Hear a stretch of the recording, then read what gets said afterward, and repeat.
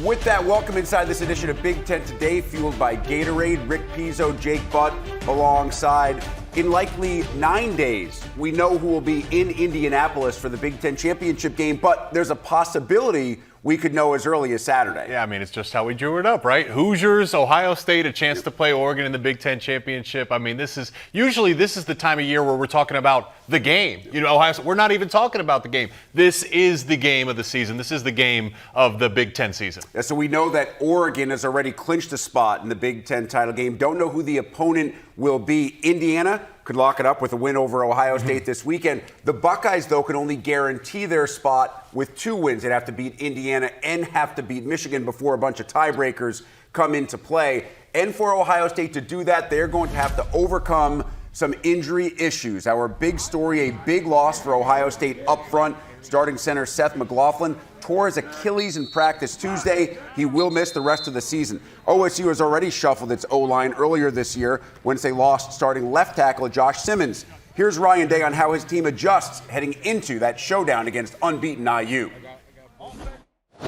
Seth tore his Achilles on a non-contact injury, and we're crushed for Seth. Once that wears off, you got to move on, and it's an next man up mentality, and certainly nobody cares. And so we'll make adjustments, and we'll move Carson to center and move Austin in there to left guard, and it's like a body blow when something like that happens.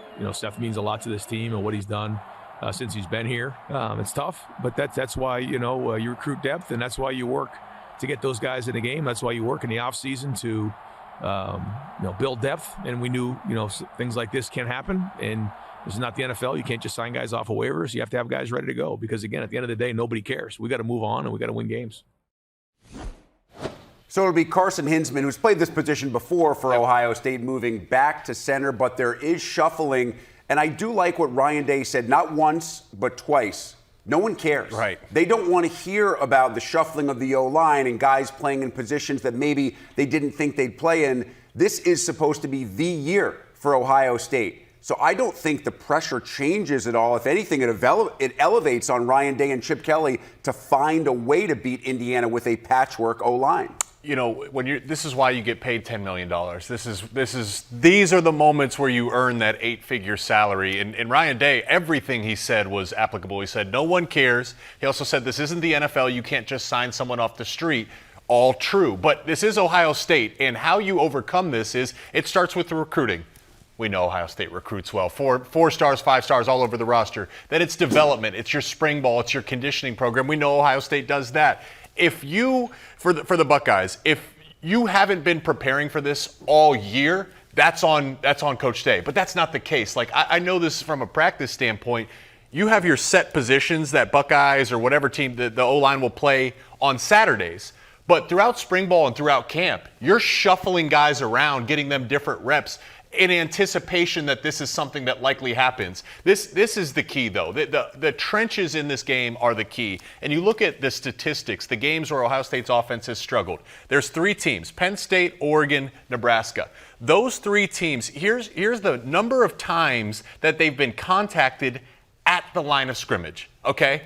20, 18, 17 right there. Close game, loss, close game. And the season average is just under 11 times. So those are all nearly double, basically meaning, hey, I love these Ohio State running backs, Travion Henderson and Quinshad Judkins. Man, if you get them out into open space, good luck. But what all 3 of these teams on this graphic have done was not allow them to get momentum. They weren't allowing those backs to get to the second level. The good thing for the Hoosiers, that's one of the more disruptive defensive lines in the conference. CJ West and Kamara, these guys can get after the Buckeyes. Ohio State has got to have a plan because they need to be balanced. I also do think that the addition of Will Howard in the run game, he has been much more active. Chip Kelly giving him more opportunities on called QB runs. And I think that does help the offensive line a little bit because you take a defender away, whether it's a guy that's in the box or a guy coming up from the secondary, because that guy has to worry about Will Howard as a runner as well. It's interesting because I think 3 weeks ago, Jake, even maybe last week, we would have said, I don't know that there's pressure on Indiana anymore. What do we really expect of the Buckeyes and the Hoosiers from the Indiana perspective going into this game? I think that the national perspective has now changed. I think the nation, not just Bloomington, not just Big Ten fans, have realized just how good this Indiana team is. And I think Curt Cignetti is not shying away from that. I think he's telling his team, I want you to embrace the pressure. Yeah. Because if you believe in pressure, if you want it, if you want to go to Columbus and think that you can beat Ohio State, that's the only way you can actually get it done. I'm completely with you. And again, like these are the part, Ryan Day having to deal with the O-line shuffle, and now Cignetti. You kind of have to be a psychologist as a head coach. You know, part of being a head coach is beyond the X's and O's. And I just look at the way Indiana's constructed in their season. This is perfect. It sets up perfectly for them. You have a head coach that's an underdog that had to go a different route to get to his current position. I'm sure he felt he should have been a head coach 20 years ago. It's the same thing for his staff. You look at the construction of their roster. Transfer portal guys that have felt they were overlooked throughout their careers. And now you're going and you've checked every box this season. You've dominated everyone. And yet we hear the playoff committee saying, you can start to see the narrative formed to downplay how good Indiana's been this year. This is a dangerous team because they have a chip on their shoulder, and all of the pressure now is on Ohio State. That's what I can't wait to watch. Cignetti is the type of guy I feel that is born to handle high-pressure situations. And one of those guys who didn't get recruited by major college teams, the quarterback at Indiana, Curtis Rourke, who is having a Heisman-caliber season. Now, I understand Travis Hunter's probably the leader in the clubhouse. Dylan Gabriel, Ashton Genty, those guys are the three that everyone right now is discussing as surefire Heisman finalists. This is an opportunity for Curtis Rourke, and I think in some measure, Will Howard as well, to throw their names inside that conversation. Absolutely. I mean, part of the Heisman Award is team success, particularly for quarterbacks. And you look at the opportunity for Ohio State. Of course, it's this game. Then you have the game. And if things go according to plan, they would then have a rematch against Oregon. If Will Howard puts up 300-plus yards and 3 or 4 touchdowns a game, he's going to New York. I'm not saying he's going to win. He's going to New York. The same would be true for Indiana. I don't know how you would leave Curtis Rourke out if he leads his team to victory. And to that point, okay, the secondary for Ohio State has their work cut out for him. This is going to be a big day. There's not what the challenge to stop Curtis Rourke and the Hoosiers passing attack. Surratt's their number one guy, but they spread the ball around. There's not one guy that gets the lion's share of targets. And Denzel Burke and Igbinosun are two guys that have to play above themselves. Denzel Burke, there's a few versions of him. There's the freshman All-American one where he's played at a high level, and then there's the Denzel Burke that we've seen since the Oregon game. These stats are really telling. I was looking it up on PFF. Since the Oregon game, okay, he's been targeted 19 times from Oregon through the end of Northwestern, targeted 19 times. He's given up 17 catches for 277 yards, 2 touchdowns, and only 2 PBUs. 17 catches on 19 targets, okay, and about 16 yards per catch. And I don't say that to, rag on him a little bit. I say that because I look at Denzel Burke as a guy that could make $100 million in the NFL because he's got the size, the physical attributes, and the length. But we saw Bryce Kurtz catch a back shoulder on him. He's in position a number of times. No one throws the back shoulder better. It's a great point. Or more often than the Hoosiers. That's a play that's a play that when you do it well, it's like basketball. Good offense beats good defense. When you do it well, it doesn't matter what the defense does. They're going to test the back end of the Buckeye defense in this game. I think it's going to be phenomenal. At the beginning of the year, no one would have ever thought that Ohio State, Indiana on the penultimate weekend of the regular season would be likely the deciding factor in one of those teams going to the Big Ten championship game. Curt Cignetti thought. We heard him say so at the Indiana basketball game during his unofficial introduction. And so the winner does have a leg up to get to Indianapolis. Oregon knows it will already be in Indianapolis. And the Ducks got some great news. Tez Johnson, now it's not official, but he posted on his Insta that he's coming back. Hasn't played since being hurt against Michigan. Oregon has this weekend off, so it's a little bit of extra rest for Tez before the Ducks finish off their regular season at home against Washington a week from Saturday. I don't think you can overstate the importance of getting Tez Johnson back. Oregon keeps winning, but they've had some offensive struggles. They didn't look great against Wisconsin. Give the Badgers credit. But you get Johnson back, a true game breaker, and you can use him in special teams as well. This would be a huge lift for the Ducks to get him some run in the regular season before you go to Indianapolis. Yeah, this is a serious difference maker. I feel so much better that they can win the Big Ten and can make a run at the national title if he's back. And you mentioned what he unlocks. Oregon does a great job offensively stretching defenses horizontally in that 10 to 15 yard range. They throw bubble screens, they throw normal screens, they have a diverse run game, including the quarterback run. But without Tez Johnson, there hasn't been a vertical stretching of defenses. And I go back to the Oregon-Ohio State game. Jim Knowles did some really interesting things. He would do a drop 8 zone coverage, and the majority of Ohio State's defense would be between 0 and 10 yards. They wouldn't have a bunch of safety help over top. Denzel Burke got beat because of that. So teams know for Oregon, if you commit your resources in that 0 to 10 yard range, you're going to cover up a lot of the grass that Oregon likes to use offensively. When Tez Johnson is back, you cannot do that because he can take you up top and Dylan Gabriel's going to beat him. And also, every quarterback says, listen, I love all my weapons and we want to get everybody the ball. There's always the favorite receiver. There's a go-to guy. And Tez and Dylan have a special relationship. So for Dylan to get his wide receiver one back, yes, it's going to be big. Yeah, we shall see Tez Johnson. According to Tez Johnson, not yet according to Oregon or Dan Lanning, that season finale against Washington. And the great news for Oregon, after a bit of a struggle on the road against Wisconsin, that game against the Huskies is at home inside Autzen. And we are thrilled to be joined now by Fox Sports lead game analyst Joel Klatt, who will be calling that huge game between Indiana and Ohio State on Saturday. Joel, I want to start with the injury news from early this week with Seth McLaughlin now out for Ohio State. Their starting center, who had transferred from Alabama, was having such a good year. The second offensive line injury of the season for the Buckeyes. How significant is this one? This is the one guy I don't think that they could lose.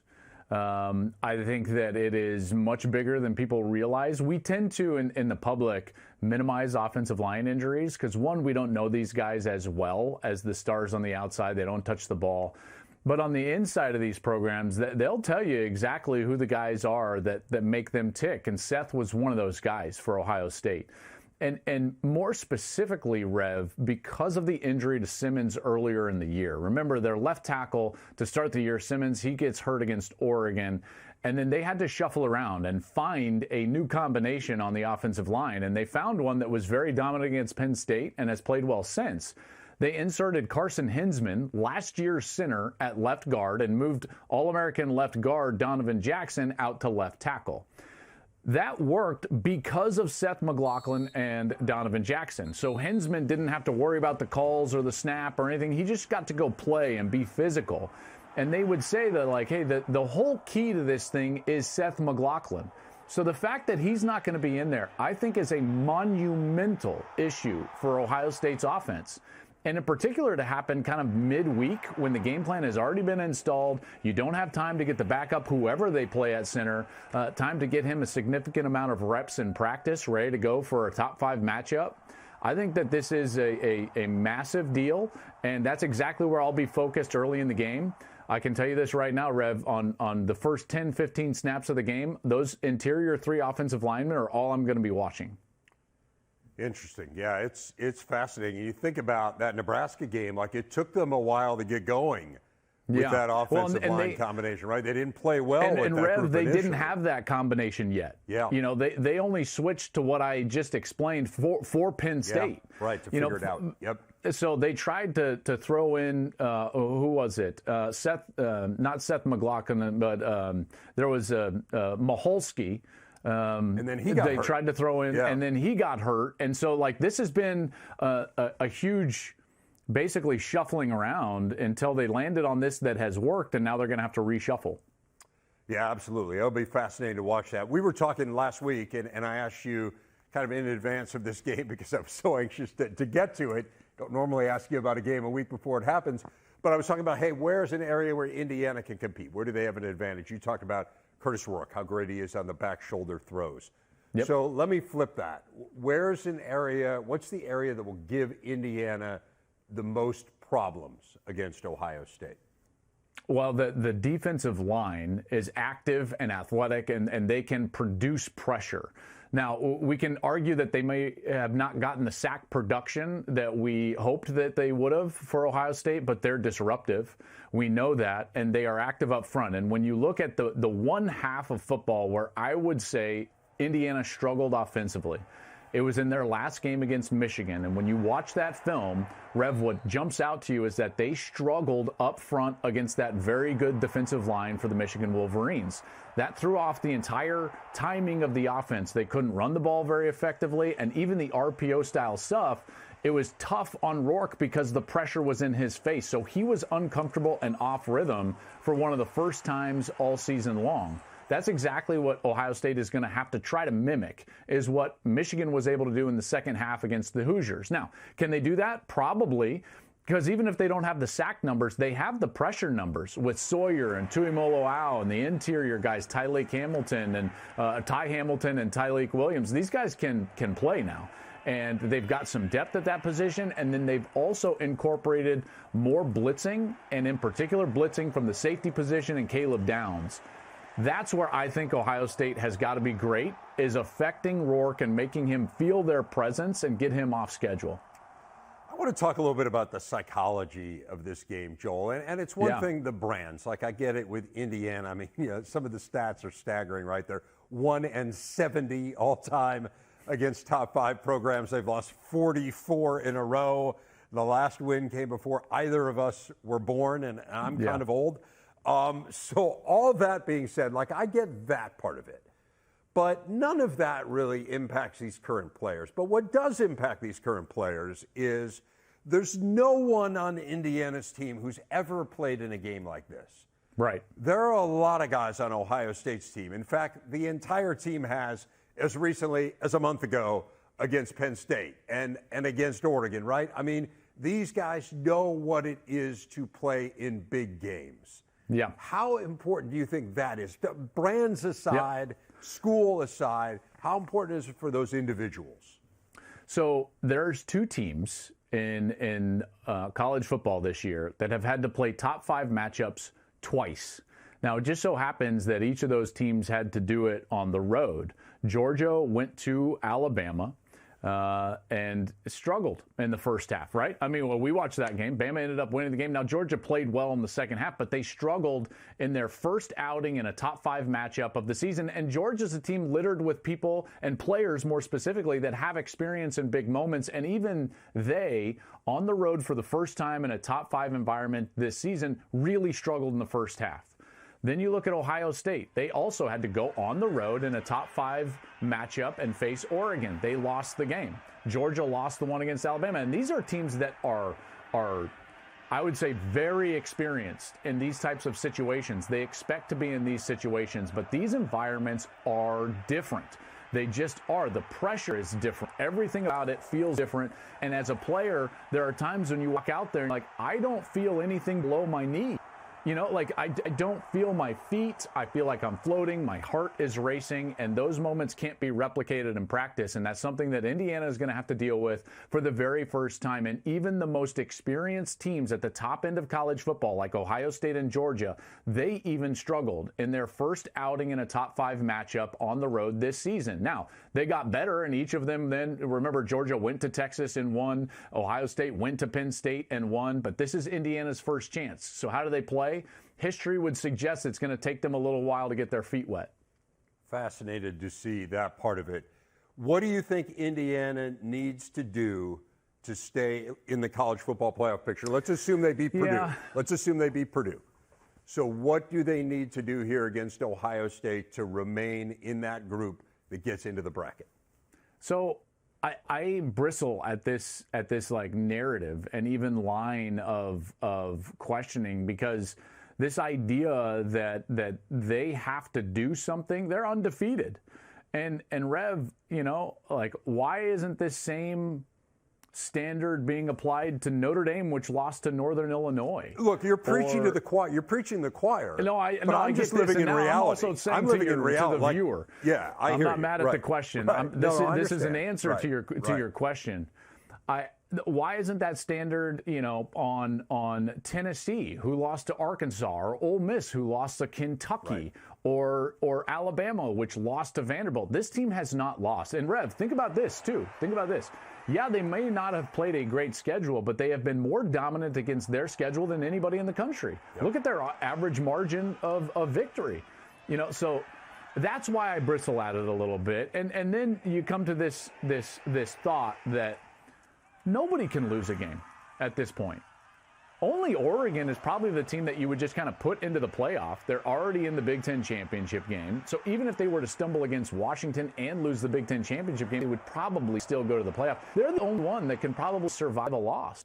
Nobody else can survive a loss. Penn State can't survive a loss, not at this point. Notre Dame can't lose to Army, not at this point. So I think that Indiana is similar to everybody else, but I also just would suggest to people that this team doesn't control their schedule, and the players have gone out there and all they can do is dominate the teams in front of them, and they've done that to a greater degree than anybody else has all season long. Won by 30 points per game, best scoring margin of any team in the country. Should be a fascinating game and a great scene for Big Noon on Saturday. Look forward to hearing your call. Thanks, Joel. Rev, I've always appreciated it, man. Thank you.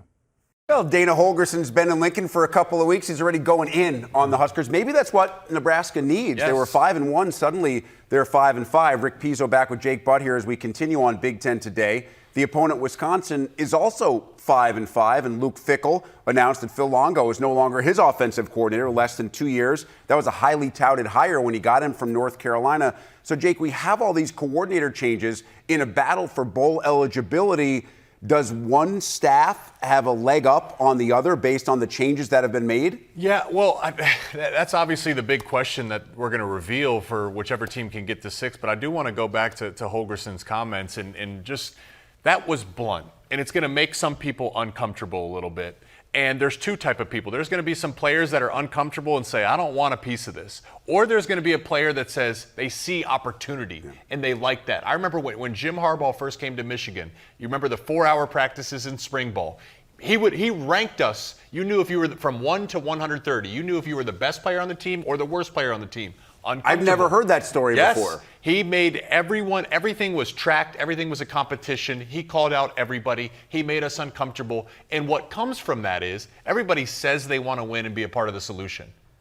In the 4-hour practices, in that final hour, it was obvious who really meant that. So for Nebraska, Holgerson is giving the team and his players an opportunity to now respond to his call-outs. That's exactly what the type of guy that hears those and says, oh, man, I can't wait to go prove myself. That's the guy that's going to be part of the winning formula for Nebraska.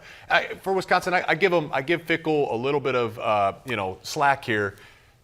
No, quarterbacks. Mordecai last year, Van Dyke this year. That's tough, okay? But it certainly hasn't been good enough. I know calling this game, they're excited about the fact that the quarterbacks and wide receivers have been meeting as one unit this week. We know what the run game is. They need to find some balance offensively. I know you'll be on the call, so you'll talk with Dana Holgerson and Matt Rule when you get to Lincoln on Friday, but have you had the opportunity to talk with Coach Fickell and the Badgers? I mean, at this point, I don't think anything publicly has been announced, right, about who's calling plays. Yeah, no, we talked with him yesterday, and he didn't give us any information either. He's calling it a collaborative effort, and each coach has their own individual piece. Someone's going to do the run game. Someone's going to do the pass game. Third down, red zone. It's a collaborative effort, and I understand what Coach Fickell is saying. He doesn't want us outside the program to be able to point fingers and say, I get it. You're good, you're bad. He wants everyone to have their fingers in this. Think about the loser of this game goes to 5-6 after we thought they would be bowl eligible a couple of weeks ago. And then Wisconsin has to play Minnesota in a rivalry game. Nebraska has to play Iowa in a rivalry game in Iowa City on the day after Thanksgiving. Yeah. Neither one of these squads wants to lose this game and need to win in the final weekend just to get bowl eligible with the respective starts that they had.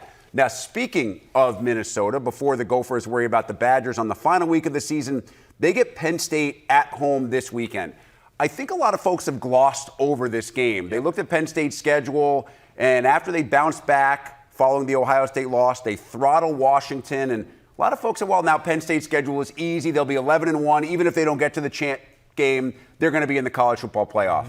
I think this is a tricky game. On the road against Minnesota, this is upset alert special. 100%. I think Minnesota's favored by like 11.5 or something like that. Penn State's favored by 11.5. A lot of people are just expecting they're sleeping a little bit on Minnesota. We saw Minnesota get really hot there in the middle of the season. The defense is playing great. They last year their defense struggled because they were out of position. That's not been the case this year. The strength of Minnesota's defense is the structure. They got a great secondary. They force turnovers and they don't give the ball away. So why am I telling you all this? Penn State has got to get the run game going. Not just in this game, but going forward. They have got to get the run game going. 2 out of their last 3 games, Tyler Warren's been their leading rusher. Yeah, I love Tyler Warren. And so do I. You can't have that if you're Andy Kotelnicki. Exactly. And I'm with you. I love my tight ends. But they got the backs are too talented. The offensive line is too talented for that to ever be the case. And the winning formula this week on the road against the Minnesota defense that's led by their secondary, Penn State has to run the ball. Quarterback to quarterback, if you ask me to pick a quarterback right now, I'm picking Brosmer. I think Brosmer has outplayed Drew Aller, especially in recent weeks this season. Honestly, Minnesota, they're a pass-first offense this year. The run game has not been able to get going. So I say that to say this, which team can run the ball? This is going to be a Big Ten football game. Which team can run the ball and dictate the terms of play? I think a lot of folks outside the Big Ten may be looking past this because the last time we saw Minnesota, they lost to a Rutgers team who at that time had dropped 4 in a row. But you have to remember, there was so much familiarity with those two staffs. Greg Schiano knew exactly what P.J. Fleck and his staff wanted to do. I think that helped Rutgers. And by the way, Minnesota hasn't played since then, so the Gophers have had 2 weeks to get ready for Penn State. And teams that have coming off buys in the Big Ten this year have really shown that it has been a very helpful thing to their next game. That's what Minnesota has heading into this matchup against Penn State.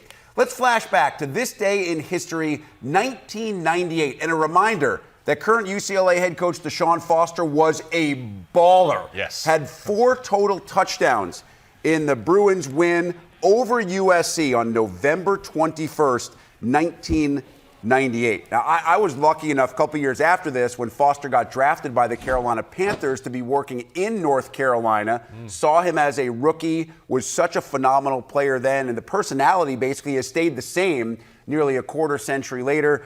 That's why the players love him. Yeah. And if you look at this UCLA-USC matchup, Jake, it is unbelievable that we are having this discussion after the start that UCLA got off to and the struggle bus that they were on. But it's clear there is way more pressure on Lincoln Riley in this game than there is on Deshaun Foster. Yeah, okay, so this is a rivalry game. It's a crosstown rivalry. It's physical. There's some hatred. It's going to be a fun game to watch. So rivalry games are different. And part of the attraction for Deshaun Foster is he is UCLA. That's why they hired him. You mentioned why the players love him. He is UCLA. Look at the construction and the philosophy of both these rosters. UCLA, they didn't hit the transfer portal and completely up. The guys in the current landscape of college football, it's not the same amount of love and emotional connection to your teams these days, right? Because the transfer portal turns things over. For UCLA, starting with their head coach down, that's not the case. They are UCLA. They do love one another, and I think that matters in a rivalry like this. And you mentioned the pressure for Lincoln Riley. Think about going forward what they could be. So they're 5-5 right now. Chance to win this game. I believe they're the most talented 5-5 team in the country. Let's say you win this game. You can upset Notre Dame. You absolutely could. So now you're at 7. You could get to 8 wins. Think about how different we will view this season if Lincoln Riley can win out the next 3 games. And on the flip side, if you lose to UCLA and you need a win in the final week of the season, and it's Notre Dame who's playing for a spot in the college football playoff, because the Irish are well aware that if they lose another game, they're not going to the CFP in all likelihood. That is not a situation that Lincoln Riley wants to be in. And Jake, it is most certainly not a situation after the Trojans opened their year with a win over LSU that we ever thought they would be in. Sometimes reality is stranger than fiction. All right, one final break of these games a little bit. We start with the first game of the day chronologically, Iowa, Maryland. This Iowa defense has not been as good as it has in years past. The offense, though, Jake, has found ways to be explosive, multiple 40-point games this year. but it's based so much on which quarterback plays and how that quarterback plays. Yeah, and from a matchup standpoint, this is tough for Iowa, and particularly they've struggled on the road. They haven't won a road game since beating Minnesota back in September. So what do you need to do? You need to run the ball, and of course the quarterback play has been the conversation for Iowa for years now. The problem is what you look at the construction of Maryland's defense.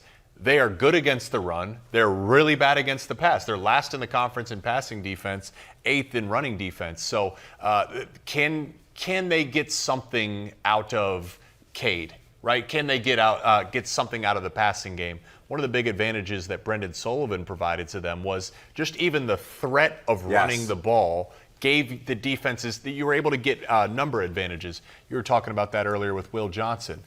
Will Howard. Everyone knows the game plan for Iowa, okay? So can they get something out of the passing game to complement the rushing attack? I think this is a really important game for Maryland as well. At the beginning of the year, we looked at Maryland, looked at their schedule, thought maybe they, along with Rutgers, would be the biggest beneficiaries of no longer being in the East, having to play Ohio State every year, Penn State every year, Michigan every year. This has not gone the way that Mike Locksley envisioned. Maybe a late season push and things change for the Terps in terms of recruiting as well, not just the results this year. Michigan tries to become bowl eligible this weekend. They've lost 2 straight. This will be their 3rd chance to get to 6 wins. It's Northwestern. We saw the Wildcats hang tough for 15, 18 minutes with Ohio State last week inside Wrigley. What should we be watching for this weekend in Ann Arbor? The trench play. For Michigan, I feel the offensive line has gotten better as the season goes on. And if you're Michigan, this is a chance to dominate and impose your will. If you're Michigan, you got to be thinking, we need to play our best game of the season to put something on tape, to put some fear into the Buckeyes next week, right? One of the big positives is with Davis Warren. In the last 3 games, they only have 1 turnover. That's what killed them. It was the negative plays. It was the self-inflicted wounds. With Davis, I feel everything's kind of settled down a little bit. They're not going to be an explosive offense, but can they be balanced? They need a win at the line of scrimmage. It'll be a fun matchup because Northwestern has a good run defense. And then defensively, Will Johnson's not going to play. Jack Lausch has been able to spin the ball around to Bryce Kurtz and A.J. Henning. The secondary is going to be tested. You've been in this situation before. Is it hard to get ready and stay dialed in for the game before the game if you're one of the guys wearing maize and blue? It's real. You are totally aware of what's waiting next week. But this one's different for Michigan because you need to get to a bowl game. Like they don't have time. They're not good enough to look ahead, frankly. They haven't earned the right to do that. Like they have to be absolutely focused on their job in the specific moment. Because that's the theme of this show today with all these teams, right? Last thing Michigan wants, lose to Northwestern, then you have to beat Ohio State just to become bowl eligible. How'd we get here? No, thank you. Great. For Jake, I'm Rick. That's Big Ten Today.